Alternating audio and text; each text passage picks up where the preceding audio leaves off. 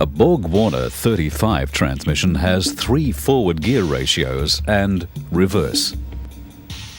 The selector lever works in a quadrant with 6 stations: park, reverse, neutral, drive, second, first. With D selected, the vehicle will move off in first gear, will change to second and then to third in accordance with road speed and engine load.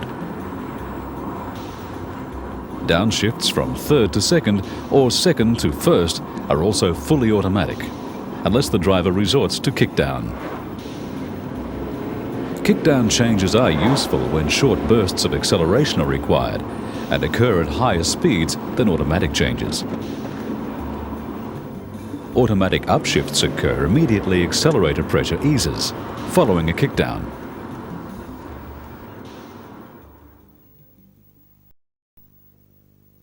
Automatic gear changes may be overridden by use of the 2 and 1 selector positions.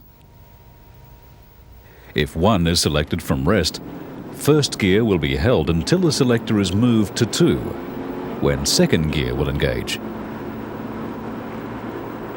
Moving to D will then give third gear, provided that road speed and throttle opening are suitable. Selector position 2 also permits automatic changes, but from first to second and from second to first only, depending on road speed and throttle opening.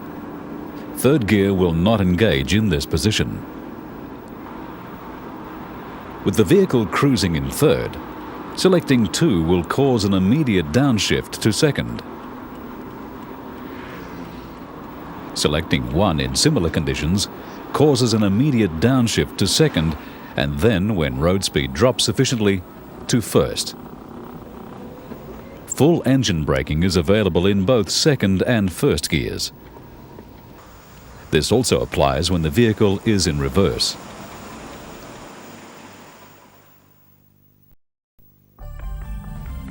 The planetary gear set is a Ravigno type with primary and secondary sun gears, primary and secondary planet pinions, and 1 ring gear.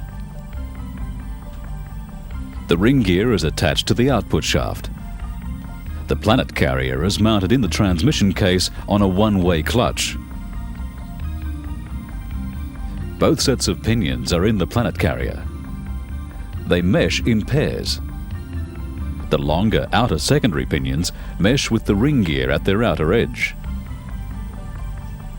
At their inner edge, they mesh with the secondary sun gear. The smaller primary pinions mesh with the smaller primary sun gear. The planet pinions transmit the drive from the sun gears to the ring gear. In all forward ratios, drive is transmitted through the primary sun gear. In reverse, it is transmitted through the secondary sun gear. Control of the planetary gear set comes from the operation of 2 multi-plate clutches, the one-way clutch and 2 brake bands.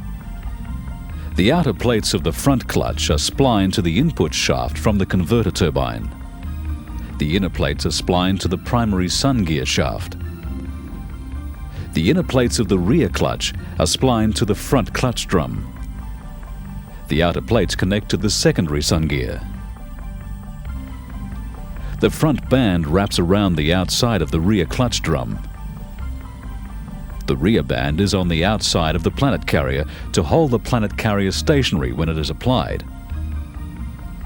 When the rear band is in the release position, the one-way clutch lets the planet carrier rotate forward but not in a reverse direction.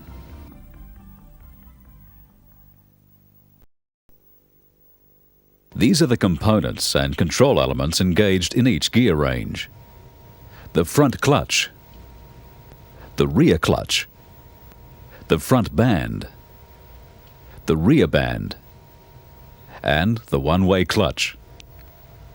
The front clutch combines with other elements to provide the required ratios for all forward gears. When D is selected, the front clutch is engaged.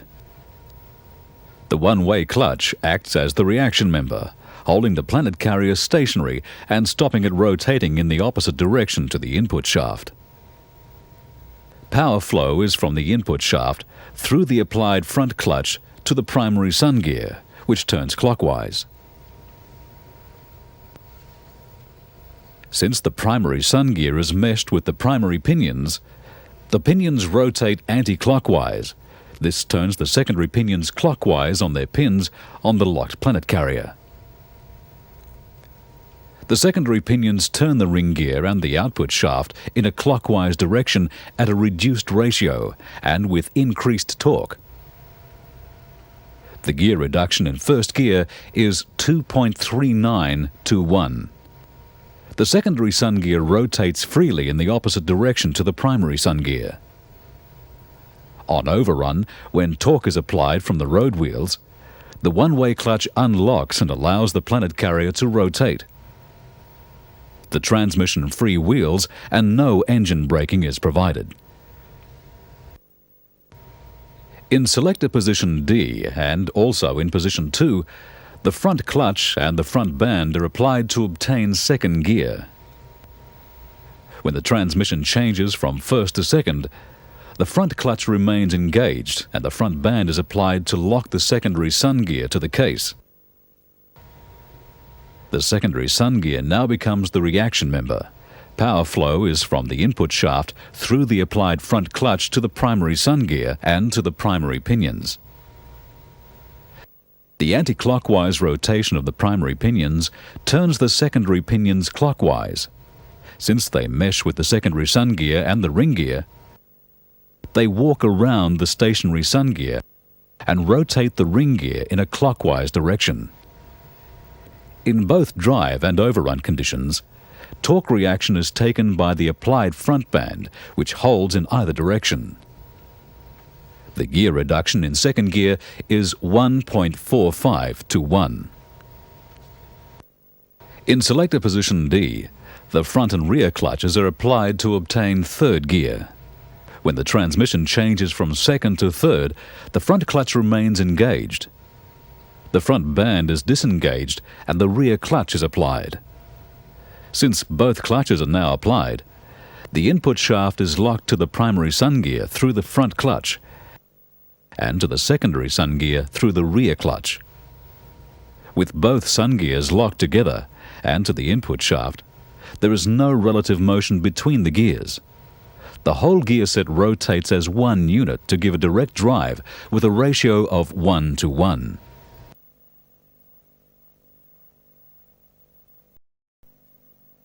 In selector position 1, the front clutch and the rear band are applied. Application of the rear band locks the planet carrier to the case. Power flow through the gear set in the drive condition is the same as in selector position D, first gear. Drive is transmitted through the front clutch to the primary sun gear and through the short and long pinions to the ring gear at the ratio of 2.39 to 1. However, on overrun, the locked planet carrier acts as a reaction member, so full engine braking is provided. In reverse, the rear clutch and the rear band are applied. The rear clutch locks the input shaft to the secondary sun gear. The rear band locks the planet carrier to the case to provide the reaction member. The input shaft turns the secondary sun gear clockwise. The secondary pinions turn anti-clockwise on their pins on the locked planet carrier. The ring gear and output shaft turn in the reverse direction with a ratio of 2.09 to 1. Full engine braking is provided on overrun.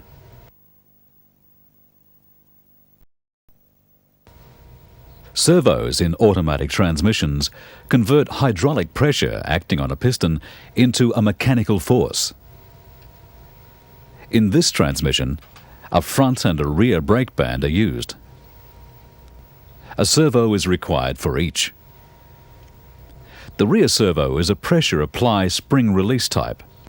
Its piston has a central stem which locates in one end of the rocker arm to transfer the apply force to the band. A lever-type spiral spring returns the servo and band to the off position when the fluid is dumped. The rear band holds the planet carrier stationary when it is engaged. It is applied in drive ranges with low ratios. The high apply force required is provided by a combination of the large diameter piston and the leverage provided by the rocker arm. Fluid at line pressure is converted to an apply force by the piston, and this acts on the longer end of the rocker arm.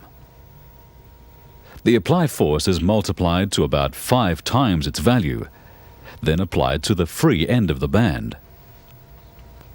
The band contracts and wraps itself firmly around the planet carrier drum to lock the planet carrier to the casing. An adjusting screw threaded in the casing provides the anchorage point, so the band can be easily adjusted when necessary to compensate for wear.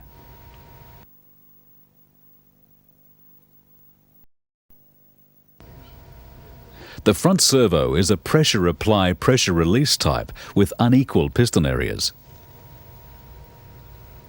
It is engaged with the front clutch to provide second gear and acts on a line spring steel band to lock the secondary sun gear to the casing.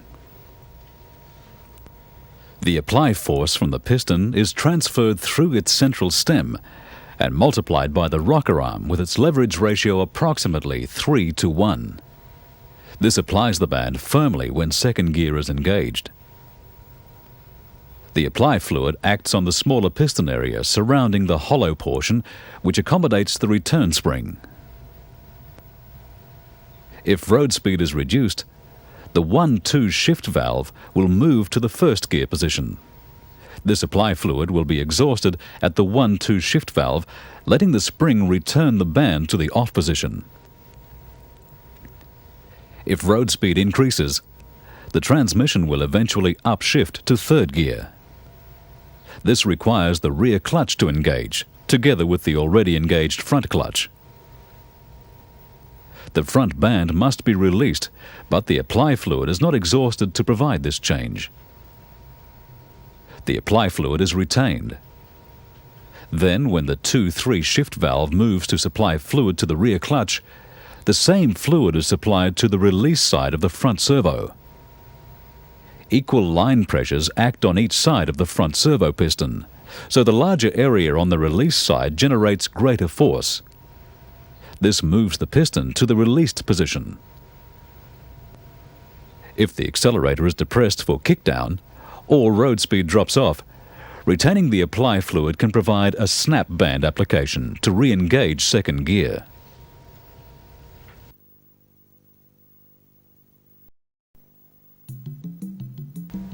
Clutches in automatic transmissions control gear train members. This transmission has 3 clutches. A one-way or overrunning clutch is between the planet carrier and the center support. A multi-plate clutch is inside the drum attached to the input shaft, the front clutch.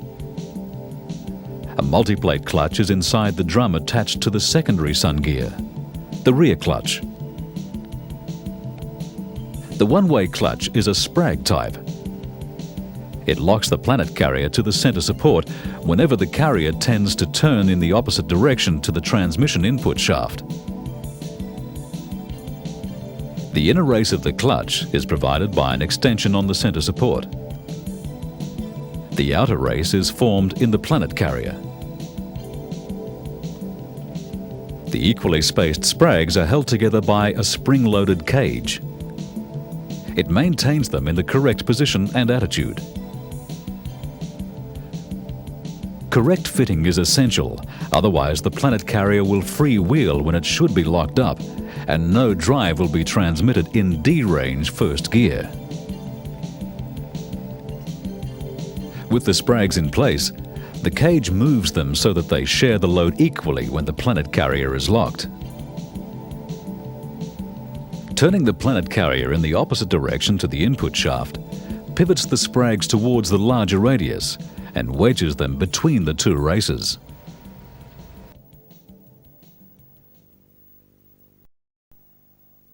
The front clutch is a multi-plate type, engaged in all forward ratios. The clutch operating piston moves in a short cylinder in the clutch drum. A diaphragm-type spring contacts a fulcrum ring on the piston at its inner circumference. Its outer edge rests against a step in the drum. A pressure plate is installed first in the clutch pack so that its fulcrum ring also contacts the diaphragm. When fluid at line pressure is admitted to the clutch cylinder, the piston apply force is multiplied by the leverage provided by the diaphragm. This exerts a greater apply force on the clutch pack than the piston alone could provide, and ensures the clutch is firmly engaged. The spring returns the piston to the off position when the fluid is dumped.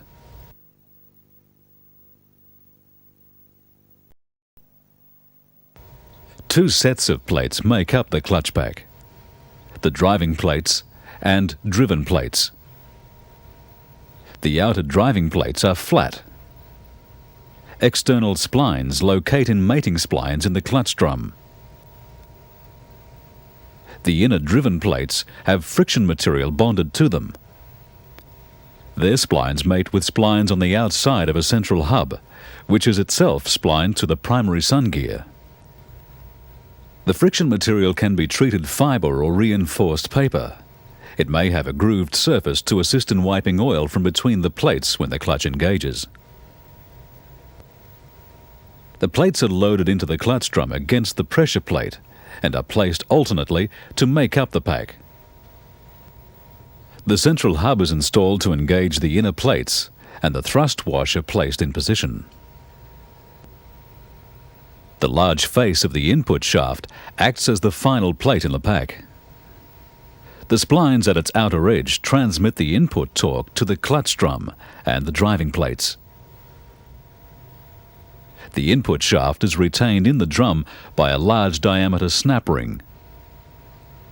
The number of plates installed determines the torque capacity of the clutch. Installing more plates increases torque capacity, but the clutch must always maintain its set clearance so the plates can separate from one another while in the released position.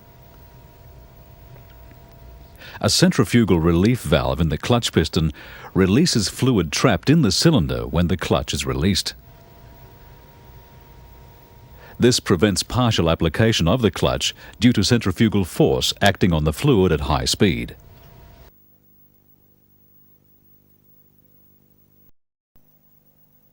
The rear clutch is similar in construction to the front clutch, but with a larger diameter piston and a coil-type return spring. This spring is compressed against the face of the clutch piston when fitted.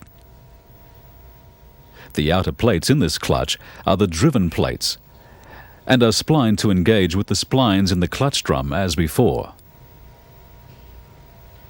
These plates may have a flat surface or a slightly dished or coned surface.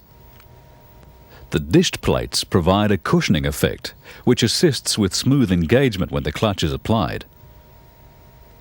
The plates may be fitted as a pack, with the dishing in either direction, but all of the dishing must face the same way, or clearance may be compromised. The inner plates are splined to mate with splines on an extension on the front clutch drum. They transmit the drive from the input shaft to the outer plates when the clutch is engaged. The clutch plates are assembled in the pack alternately, with the steel plate placed first against the clutch piston. The pressure plate is assembled last, and the pack is retained in the drum by a snap ring.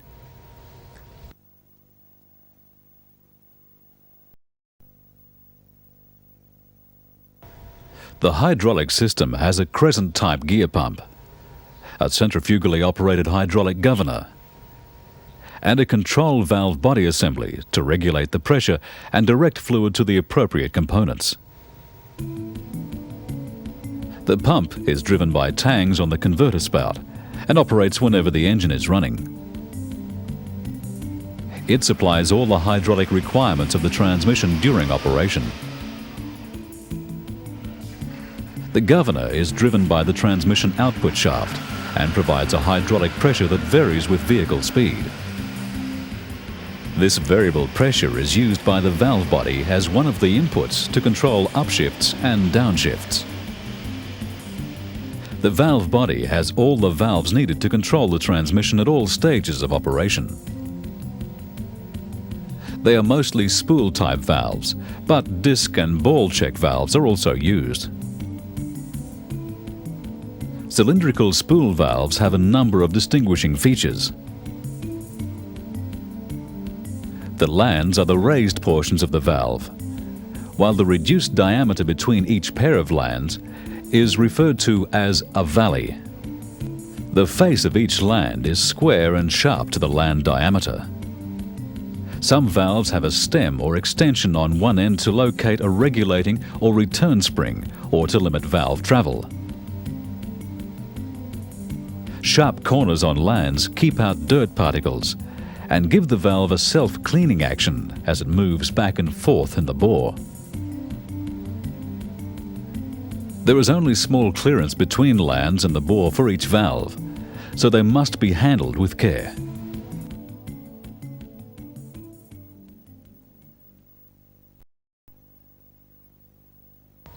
Spool valves can be positioned manually, or by springs, or by pressure, and in many applications have lands of different diameters.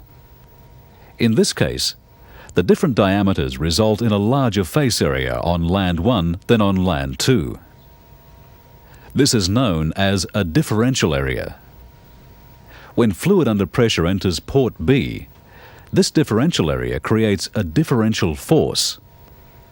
This moves the valve to the left since the force acting on land 1 is greater than the force on land 2. Alternatively, the valve could be moved by admitting fluid at port C. In both cases, the valve movement allows previously blocked fluid at D to flow between lands 3 and 4. It exhausts at E or passes to some other part of the system. If fluid pressure is removed from C, the valve remains stationary. Even if fluid is admitted at port A, no movement can occur as the areas on lands 2 and 3 are equal and both generate an equal force. The valve can only be moved back to its original position by introducing spring pressure or fluid pressure on the left-hand side of land 1.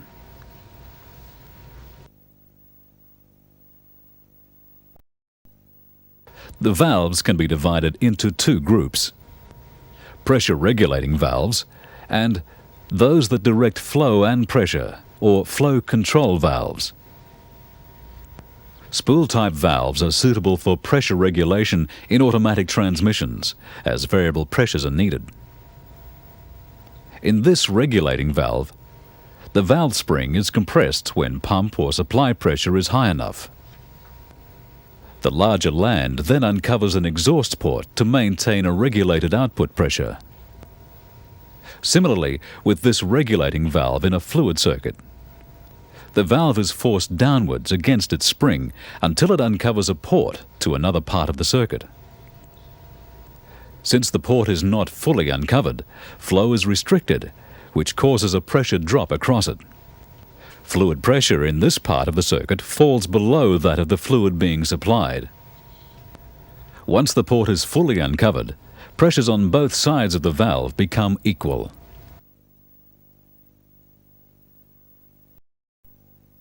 Control valves are simple gate-type valves, which open or close off a circuit without altering pressure. The manual valve connected to the gear lever is a control valve, which directs fluid to components when a drive range is selected.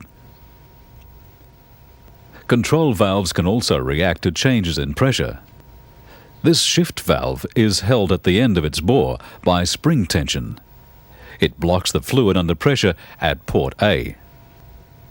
The larger differential area at port C is subject to governor pressure. As road speed rises, the rising pressure forces the valve to the left, and fluid flows across from port A to port B. This can be directed to operate the next clutch or servo and change the transmission to a higher ratio.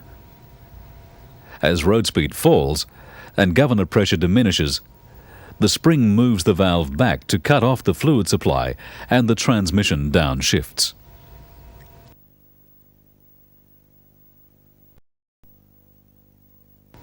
Orifices are often used in conjunction with spool valves to restrict fluid flow for timing purposes or to prevent valve fluctuations.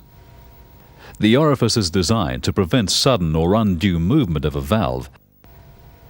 In this basic primary regulator valve, the orifice is in the circuit leading to the large differential spool area. The build-up of line pressure from the pump acts via the orifice to move the valve against the spring force. This uncovers the exhaust port to release excess fluid and allows fluid at a controlled line pressure to pass to the rest of the hydraulic system. The pressure is determined by the tension of the spring. However, pressure fluctuations are reduced because the orifice prevents the valve from reacting quickly and thus stabilizes the regulated pressure.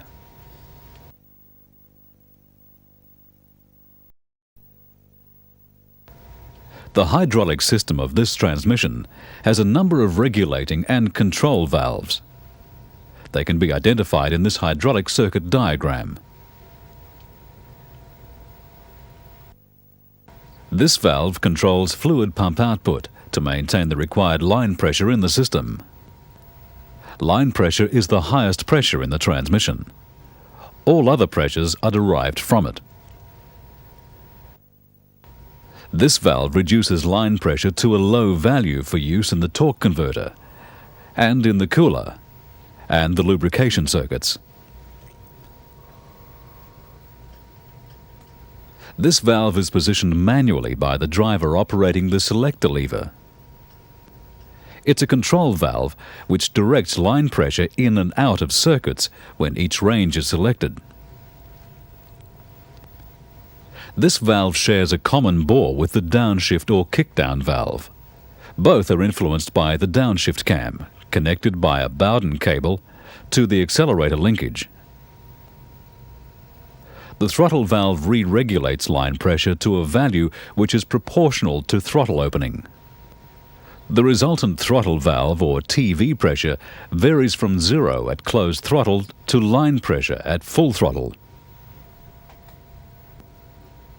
This pressure is supplied to the spring end of the shift valves to delay upshifts relative to throttle opening.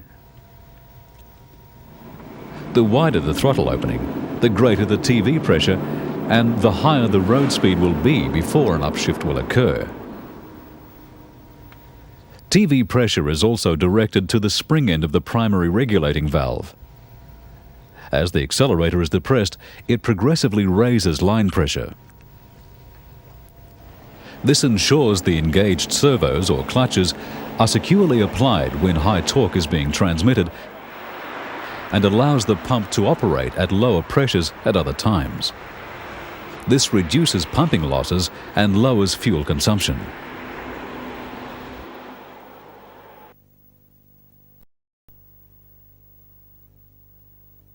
The 1-2 and 2-3 shift valves are control valves, which are supplied with line pressure from the manual valve. They either block fluid or allow it to flow at prevailing line pressure to a clutch or band. Their operation is determined by a spring plus TV pressure at one end. This acts in opposition to governor pressure at the other end. This valve is mounted on the transmission output shaft and rotates with it.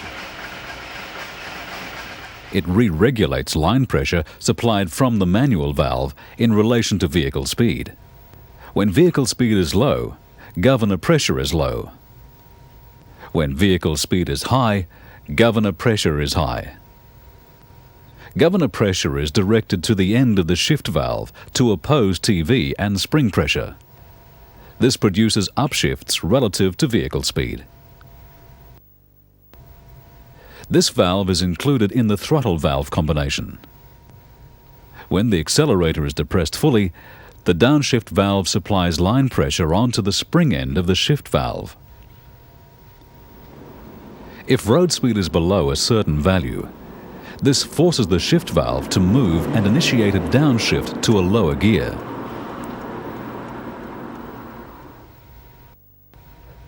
This valve is in the circuit to the release side of the front band servo.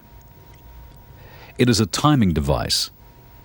When a 2-3 upshift is made at higher road speeds, it correlates front band release and rear clutch application. Conversely, it correlates rear clutch release and front band reapplication when a 3-2 downshift is made under similar conditions.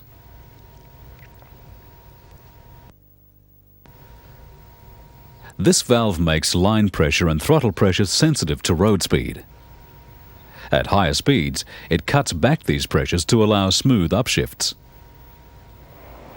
It also moderates line pressure increases produced by wide throttle openings during stall or upshift conditions.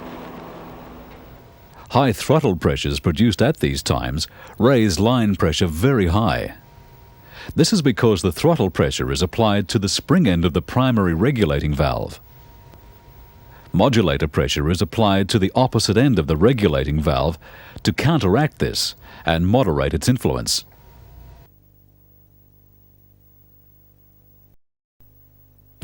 This is a summary of the basic action of the valves in the hydraulic system. The primary regulating valve maintains line pressure in the system. Line pressure is directed to the manual valve and to the throttle valve at all times. The secondary regulating valve determines the pressure in the converter and in the lubricating circuits.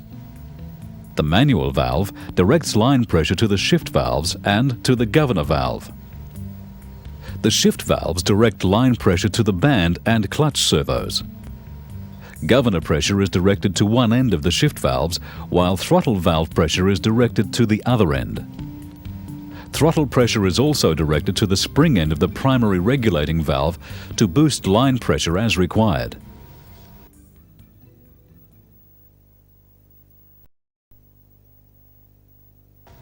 The valves act together in the system, but their operation can be considered separately.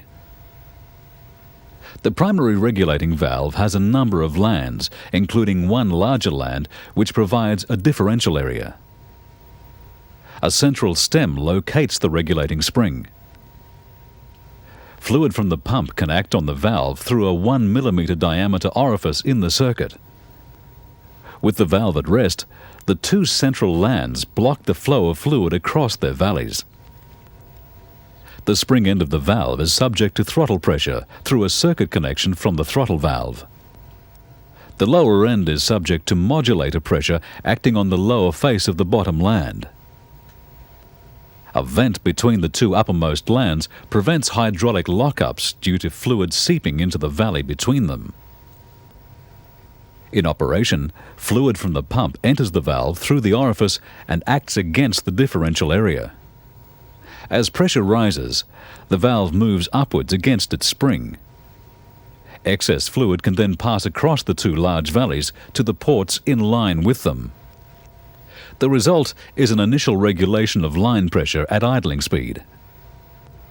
This line pressure is directed to the manual valve and the throttle valve at all times.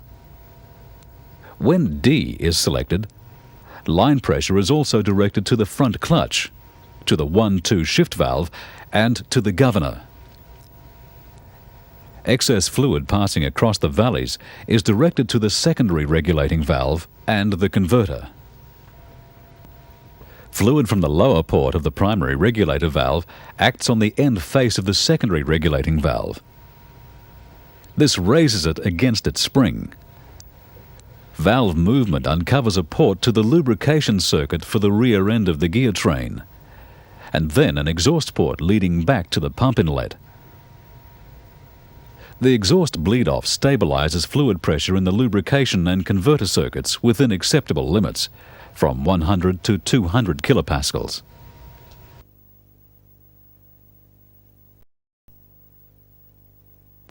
Line pressure needs to vary in step with accelerator position and vehicle speed. That requires extra control over the primary regulating valve. High line pressure will hold a band or apply a clutch securely to prevent slippage when the accelerator is depressed and high torque is transmitted. Once the vehicle is moving and the transmission is upshifting, less torque is transmitted, so lower line pressure is adequate. Applying throttle pressure to the spring end of the primary regulating valve lifts line pressure.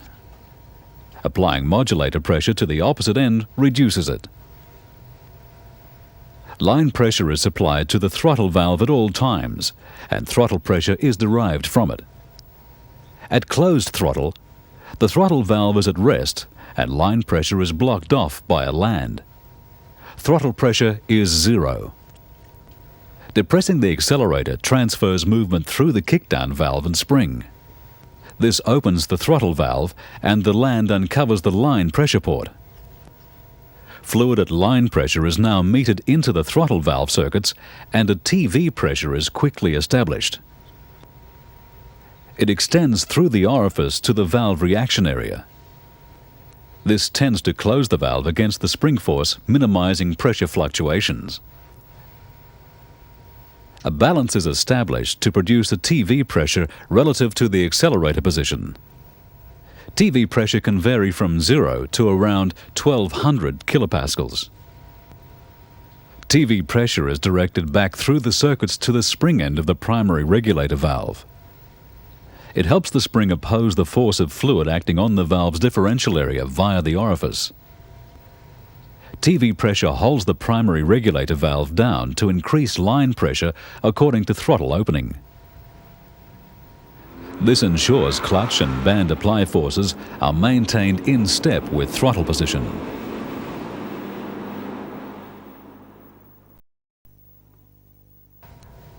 Once a vehicle is moving, the primary regulator valve needs to reduce line pressure to assist smooth gear shifting and fuel economy. Modulator valve pressure is directed to the end of the valve opposite to the regulating spring. The modulator valve assembly is in two sections: a modulator valve and a modulator plug and spring. The modulator valve operates by throttle pressure, but is also subject to governor pressure, so its output responds to accelerator position and vehicle speed.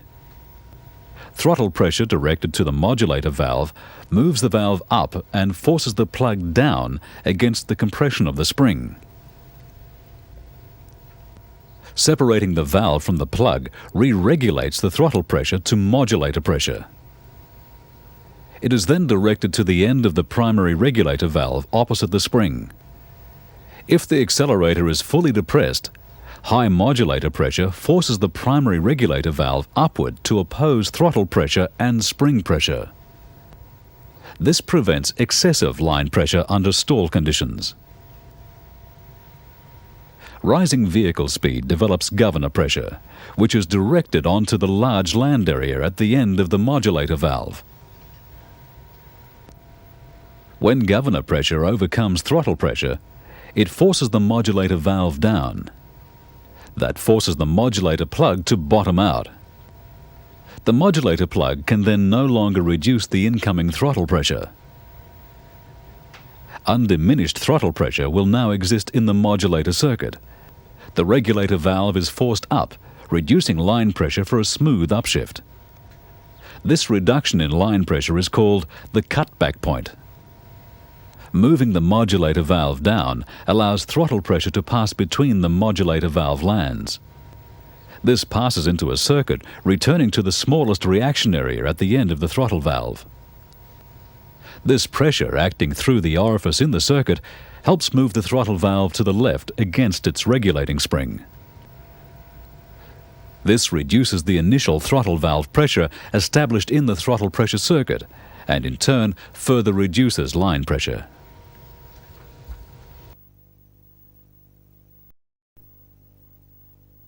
When D range is selected, the manual valve directs fluid at line pressure to the front clutch, which remains applied in all forward gears.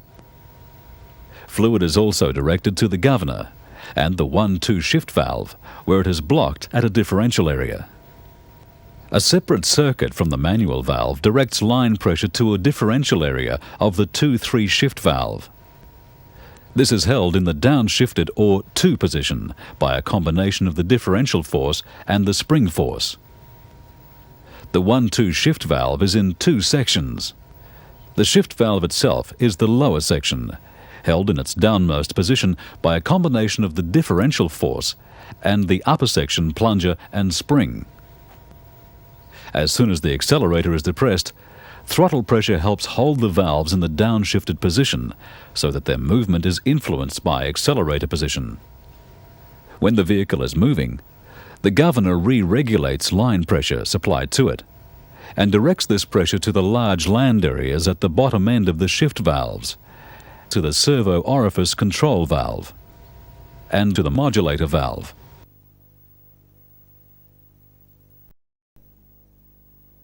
The governor is in two sections: the valve and its spring, and a central stem and bob weight retained by a C-clip. It operates by centrifugal force in two stages. In the first stage, at lower road speeds, the bob weight and valve act as one unit. Rotation of the governor throws out the bob weight, causing the valve to uncover the line pressure supply port, and fluid under pressure flows through the port to exert thrust on the face of the valve. This thrust increases until it can close the valve against the opposition of the centrifugal force. The valve action produces a pressure at the outlet proportional to the force acting on the bob weight. As speed increases, pressure needed to close the valve increases also. For any given value of line pressure, the result is a governor pressure which increases with speed. The second stage starts when the bob weight stop contacts the body. Balance between opening and closing the valve is now achieved by the centrifugal effect on the valve and the fluid acting on its pressure face.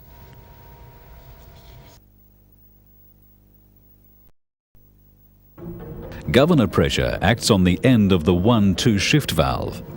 As road speed increases, it becomes high enough to overcome the opposing spring and throttle pressure. The shift valve assembly moves upward and lets line pressure pass into the circuit to the apply side of the front band servo. The transmission is now in second gear. Once the 1-2 upshift occurs, the differential area is no longer effective.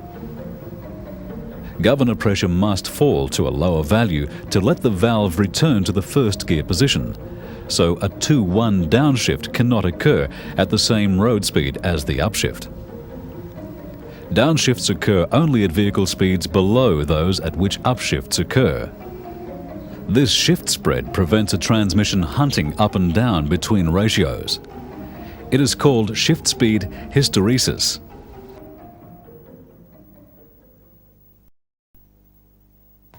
Additional force can be provided to produce a 2-1 downshift under kickdown conditions. This is provided by the kickdown portion of the kickdown throttle valve combination.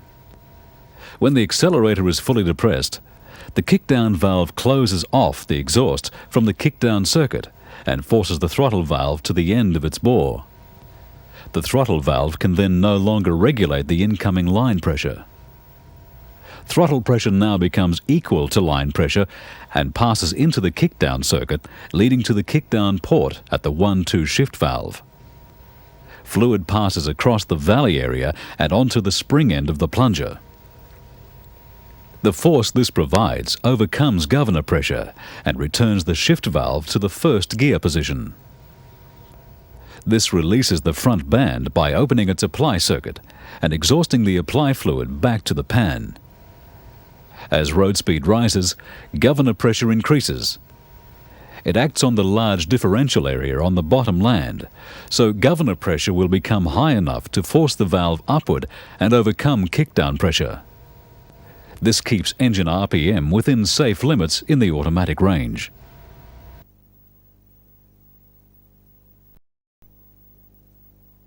When 1 is selected, the manual valve supplies line pressure onto the differential area and through a separate circuit to apply the rear band. The application of the rear band provides engine braking on overrun. This circuit passes through the bottom valley area of the valve and acts on the large bottom land to hydraulically lock the shift valve down. Governor pressure cannot force an upshift, so the transmission will remain in first gear until the lever is moved to 2 or to D when an upshift can occur. Once the transmission upshifts into second gear, the rear band circuit can exhaust at the shift valve. The rear band is inoperative in first gear when D is selected, as its circuit is open to exhaust at the manual valve. Choosing position 2 directs line pressure to the front clutch, the governor and the 1-2 shift valve. The vehicle will move off in first gear and change up to second gear as soon as governor pressure is high enough to move the shift valve up and let fluid pass to the apply side of the front servo. No further upshifts can take place since no line pressure is supplied to the 2-3 shift valve. The valve moves upward under governor pressure, but it controls no fluid flow and no changes can occur.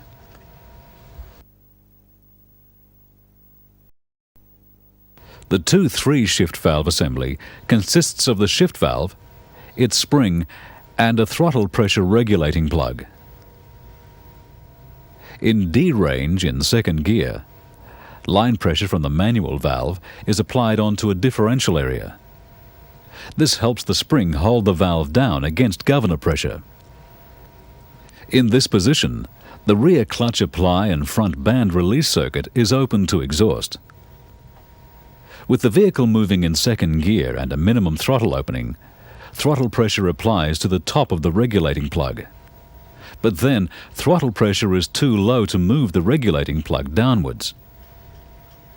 The only forces opposing governor pressure are the spring and the line pressure on the differential area land.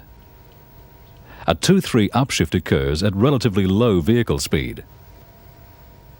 With the vehicle in second gear, at higher throttle openings, higher throttle pressure moves the plug down towards the shift valve. This re-regulates the throttle pressure to a lower value so that it can act on the top land of the shift valve. This helps the spring control the shift points relative to accelerator position at lower vehicle speeds. As soon as governor pressure is high enough to overcome the opposing forces, the valve upshifts into top gear position. Fluid at line pressure flows across to apply the rear clutch. At the same time, fluid passes through the servo orifice control valve to the release side of the front band servo. The front and rear clutch are the only components being applied, so top gear is achieved.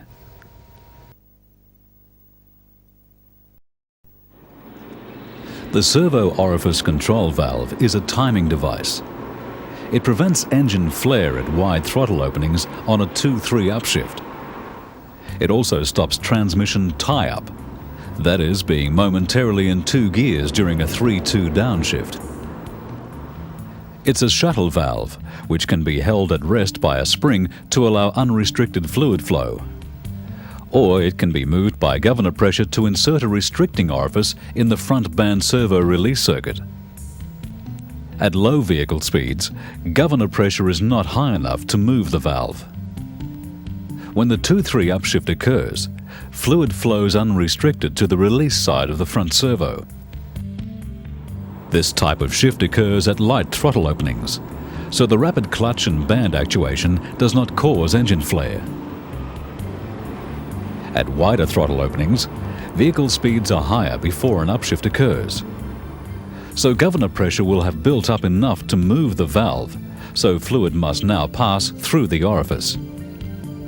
This slows the release at the front band and ensures the rear clutch is fully applied and able to transmit torque as the band comes off. This prevents engine flare. On a downshift at high vehicle speeds, the orifice slows the release of fluid from the release side of the front servo and therefore the reapplication of the front band. Then the rear clutch comes off as the band is applied, preventing a lockup in the transmission. When a 3-2 kickdown downshift is required, the fully depressed throttle stops the throttle valve regulating the incoming line pressure. Throttle pressure becomes equal to line pressure. Fluid at line pressure passes through the kickdown valve and acts on the top land of the 2-3 shift valve. If road speed and governor pressure are low enough, the force provided will move the valve down and effect a change to second gear. Then if road speed rises enough, governor pressure will overcome the opposing forces and move the shift valve upwards. If road speed is above a certain minimum, a downshift is denied, preventing over-revving.